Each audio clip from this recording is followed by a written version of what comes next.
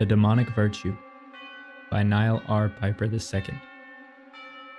Without darkness, there is no light. Part 1. Creation. The deadliest foe to virtue would be complete self-knowledge. F. H. Bradley, Aphorisms. The Descent. Chapter 1. Addifer spread his wings and frowned as he gazed down over the clouds. They lay gently in the light as harmonious chords swept forth upon the breeze. Small rivers ran wild under the cool wind. What is so miraculous about clouds? He asked himself. The other angels were laughing in the silver streams of heaven. Ferigi tossed some water up onto Damballa, who smiled and covered his face with his hands. "Come play in the river with us, Addifer," Gabriel implored from the shore. Addifer only stared at them. His eyes squinted as he cast a dashing stare onto their bodies. "Fools," he muttered. He scowled, and with one sturdy flap of his feathered appendages, he took flight over the foolish angels. He followed the stream to the end of the cloud's side, chasing the metallic stream of water falling to a pool below. The water had collected in the crevice of the supporting cloud and reflected the light in many magnificent splendors. Addifer found the reflections of light troublesome and burdensome to his eyes. It nearly blinded him. Annoyed and distraught, he landed softly into the plush cloud and knelt beside the pool. Addifer stared into the liquid.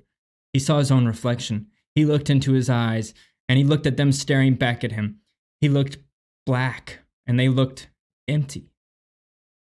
As he gazed at the pool, a second figure appeared over his shoulder. It was a fellow angel named Knial. Knial was beautiful and golden-haired like Addifer. His skin radiated a golden aura. Brilliance and exuberance graced his every movement. His brows caved at the side to display his compassion for the kneeling angel before him. "Addifer, what do you see in your reflection?" Knial asked, carrying the same concern, laced now with a genuine curiosity. Knial laid a gentle hand on Addifer's shoulder. The touch relaxed him. His wings fell asleep against his back. "I see myself." The moment passed with no movement from either angel. Addifer's eyes hardened their stare. "You see love," Knial confirmed. "No, I only see myself," Addifer responded blankly. The water remained unmoved. Knial's hand slid off the naked shoulder and fell limp at his side. Knial looked at his empty palm and shed a tear for his brethren. He wept for his brother angel. A deep feeling was foreign to him, and it came in waves. "What is the point of all of this?" Addifer questioned, still staring into his own reflection. He dipped his hand into the pool. Slowly, one finger followed another until his entire hand was submersed in the pool. The ripples spread and distorted his image. He lifted his hand and cradled the liquid. He watched a few drops run loose of his cusp to return below. He opened his hardy fingers and lifted his palm upward. The water slipped forth. It escaped his palm by several mini waterfalls through his fingers. The ripples multiplied, and the yellow light from yonder lost its place in the ruffled waters of heaven.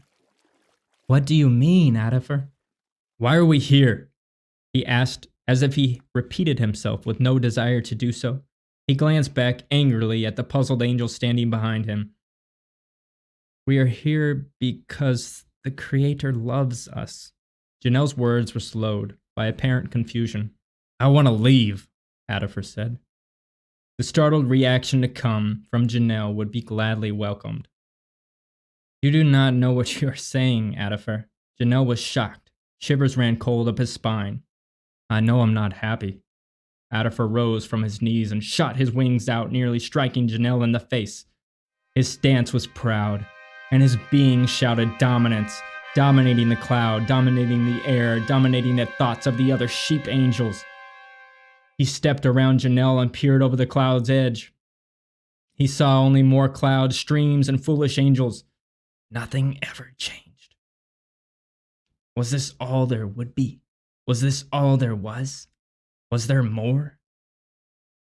He felt the trumpets of his heart ring forth to the rising chest.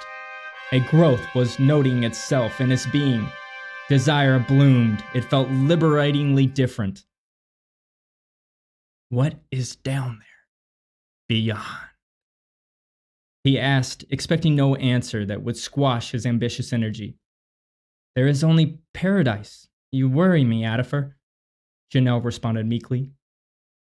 You have never wondered if paradise ends? Addifer asked as his chest and wings lowered. His gaze became soft, and he invited a debate. Janelle delivered nothing of the sort. Janelle tried to place his hand back on Addifer, but Addifer jerked his shoulder forward and started away from Janelle with disgust. He once more left the angel in his own happy misery. The idea of existing with these creatures sickened him. He did not desire compassion. He did not care for their kind words. He absolutely despised the weak gestures made to try and console him. He was tired of being controlled. Addifer thought once more of power and adventure. His body grew warm, and the sensation brought his lips to a grin. The light from yonder casted a shadow onto the cloud as he stood tall, spreading his wings once more. He looked to the light and challenged it. I want to leave! Addifer shouted up towards the light from yonder. Those were the first time heaven had ever heard such words arranged in such way. Janelle watched Addifer drop his wings once more. His head sunk into the shadows, crawling across his face. Addifer frowned as he gazed down upon the clouds below.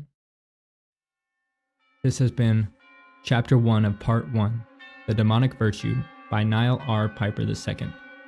Thanks for listening, and tune in next week for Chapter 2 of Part 1 of The Demonic Virtue by Knial R. Piper.